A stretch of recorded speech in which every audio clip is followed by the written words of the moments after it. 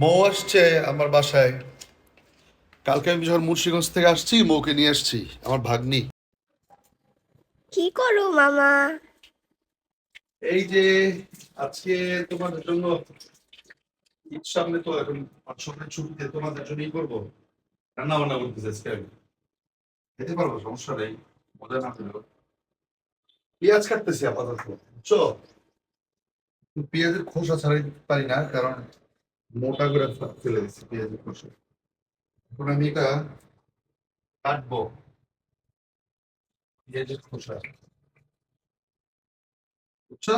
হুম। তারপর ডাল রান্না করবো, মজার ডাল, খাস খাস খাস। মজার ডাল রান্না ডাল করবো। হইতাছে অলরেডি। হ্যাঁ, ডাল বসেছি, ডাল কালারটা দেখছো খুব সুন্দর। হুম। হলুদ দিলে সব ডালই একটু সুন্দর হয়। এবার রান্না করতে ঠিক দেখো ডাল, ওয়াও, নাইস। তুমি নিজের হাতে রান্না করলে সবকিছু নিজের কাছে মজা লাগবে, বুঝছো? তারপরে যে মুরগি মাংস রান্না করবো,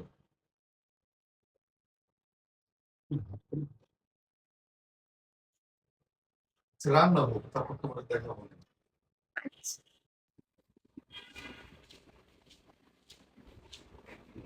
বুঝছো, আমরা তো পরশু দিন চলে যাবো বাড়িতে, যেহেতু ঈদ, তো সবকিছু গোছগাছ করি নাই এখনো কিছু।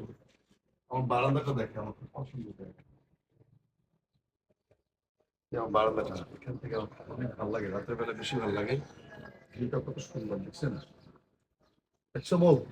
হুম। মসজিদ আছে একদম মাঠের সামনে। আর যখন আজান হয় একদম সব স্পষ্ট শোনা যায়, আজান। ভালো লাগে আমার, যখন বাতাস হয়, বৃষ্টি হয়, পুরো বাড়িতে আমি একা,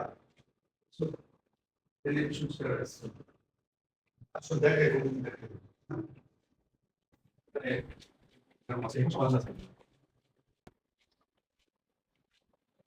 তুমি দেখো গাছ হইছে বারান্দার ইগুলিতে, আমি গাছ লাগাই নাই এগুলি, এগুলো এমনি এমনি হয়েছে। অটোমেটিকই হুম। হয়।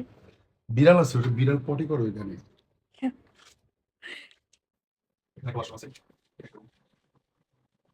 আমার বউ, আমার এখানে মাছ ছিল, চল। কিন্তু মাছ সব মারা গেছে, মানে একটা মাছ আছে, কই একটা মাছ আছে, দেখি। বুঝে এটা এবার যাওয়ার সময় ঈদে বাসায় নিয়ে যাবো। ছোট্ট একটা হুম।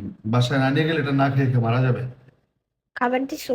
খাবার দিছি রাতে এসে, সকালে একবার দিয়ে রাতে একবার দিই। আবার মনে করো আসার সময় নিয়ে আসবো।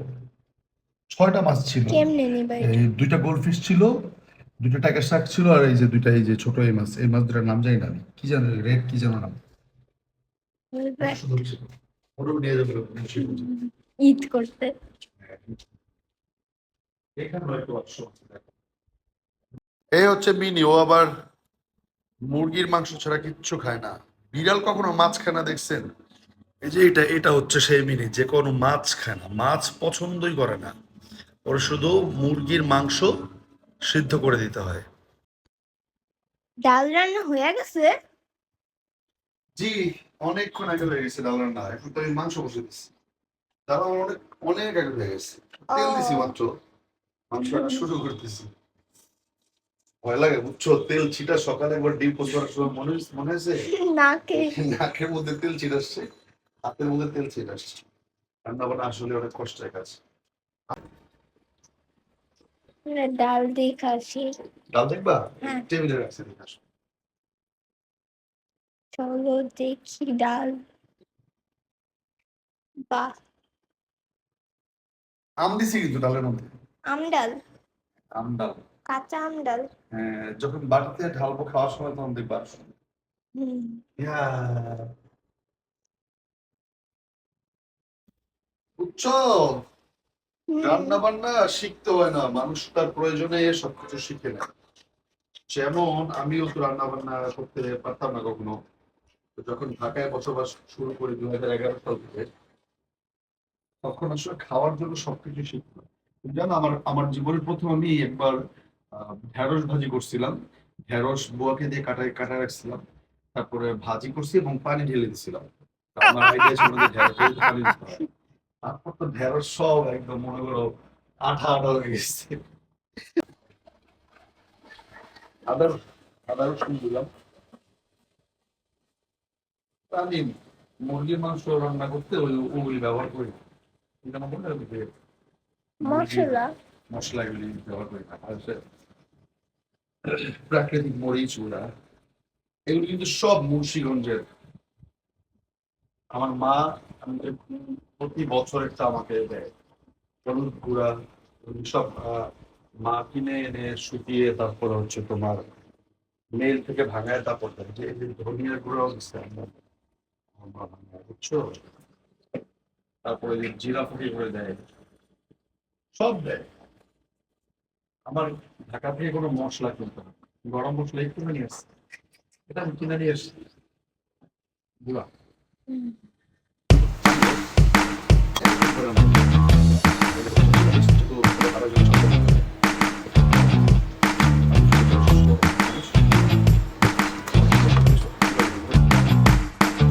তারপর এখন কি?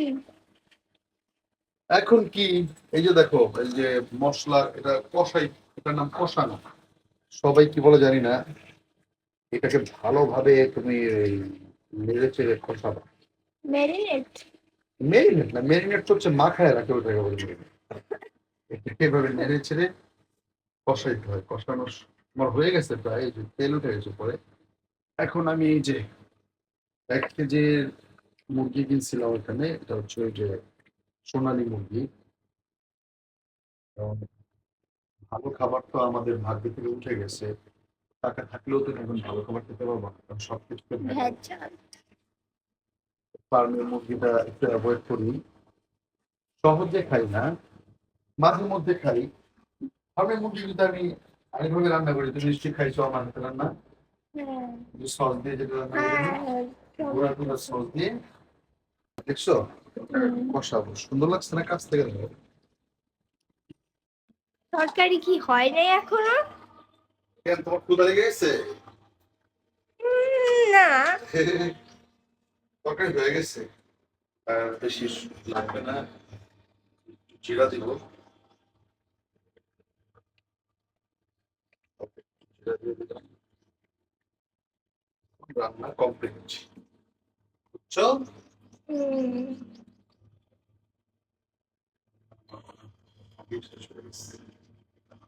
এই যে দেখো, এটা যখন বাটিতে ঢালবো তখন সুন্দর লাগবে, কড়াইতে দেখা যাবে না। এটা কত বড়! এই যে মুরগির মাংস হয়ে গেছে, ঝোলটা একটু শুকাইতো, কিন্তু আমি যেহেতু একবারে রান্না করছি, এই জন্য একটু ঝোল বেশি রাখছি। রান্না বান্না শেষ, মৌ আজকে সঙ্গ দিল। রান্না বান্নাতে খুব ভালো লাগলো, আসলে কেউ থাকলে ভালোই লাগে। যাই হোক, এখন গোসল করবো, খাওয়া দাওয়া করবো। সবাই ভালো থাকেন, তারপর বিকেলে বের হবে একটু ঘোরার জন্য। আল্লাহ হাফেজ, টাটা।